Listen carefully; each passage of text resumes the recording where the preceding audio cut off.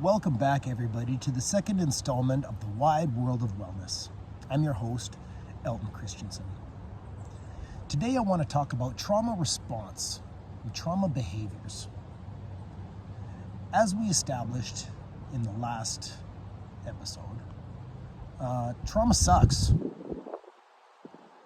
And in that, we are all victims. Nobody likes that word, victim, but we are all victims of trauma, or we will be victims of trauma of some sort at some point in our life. We have to remember that trauma is powerful and potent, and it has the ability to affect our everyday behaviors. I mean, the bigger the trauma, the bigger the reaction. You can get panic attacks, and you might suffer from major depression. You may struggle with addiction issues or rage. These are all symptoms, and the bigger the trauma, the bigger the reaction. But that's not necessarily true, because trauma can shape our life in many different ways. For instance, the child whose parents had expectations of them, unrealistic expectations, and he was forced to live up to them. And in that, the child develops a sense of, I need to live up to these expectations in order for me to be loved, in order for me to have security from the people who I most need to survive. That becomes a behavioral trait over time. As we go forward, maybe this child in adulthood now places unrealistic expectations on themselves. And in that, they are never happy. They struggle with anxiety. They struggle with depression, issues of failure, regardless of how good they do. Little things, little bits of trauma can affect our everyday existence. It stays with us. I like to think of the idea that your brain works the same way as your tummy. Your tummy digests food, takes what it needs, discards the rest. Your brain is always taking in information. And the stuff that is important, you remember. How to drive, how to ride a motorcycle. Remember the important names and things. But you know what? Like that time that you met that person and their best friend who did that thing, yeah, you're not going to remember that. It's not important. So your brain takes in that information and discards the rest. Now, trauma works like a blockage. You know that old saying, if you swallow a bit of gum, it'll stay with you in your intestinal tract for 7 years? That's bullshit. But with trauma, it's not bullshit. Trauma is that piece of gum that stays with you, stored in your body in its raw emotional form, so that when something parallel to that original trauma comes through, you're going to react the same way.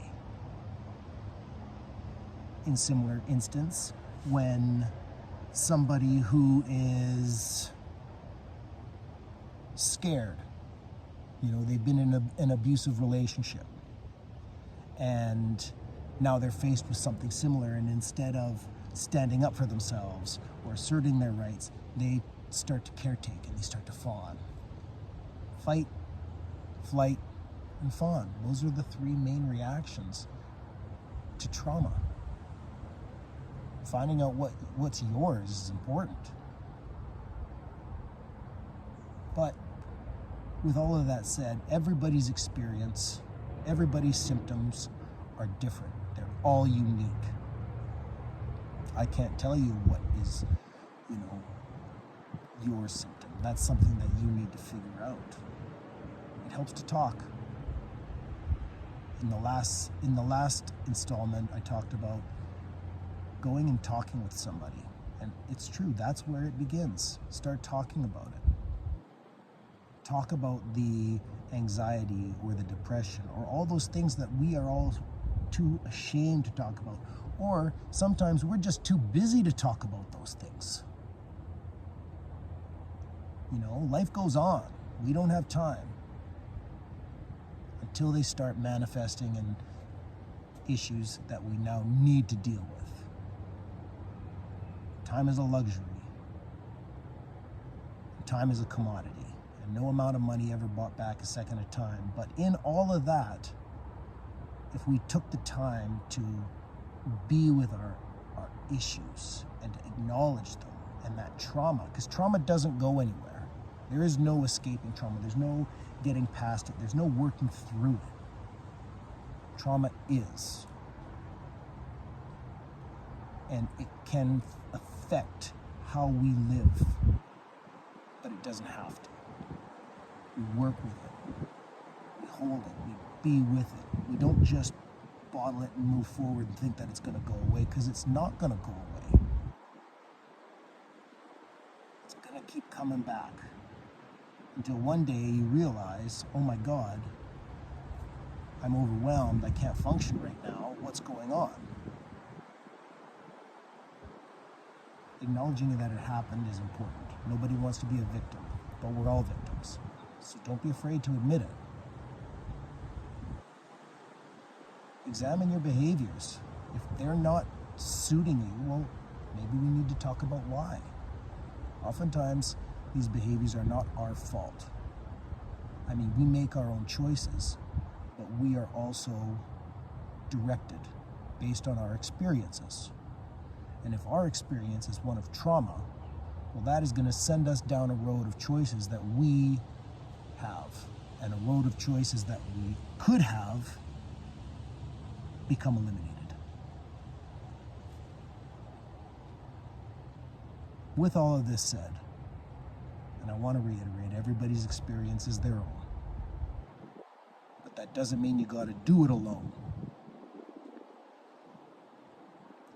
Find your path to wellness.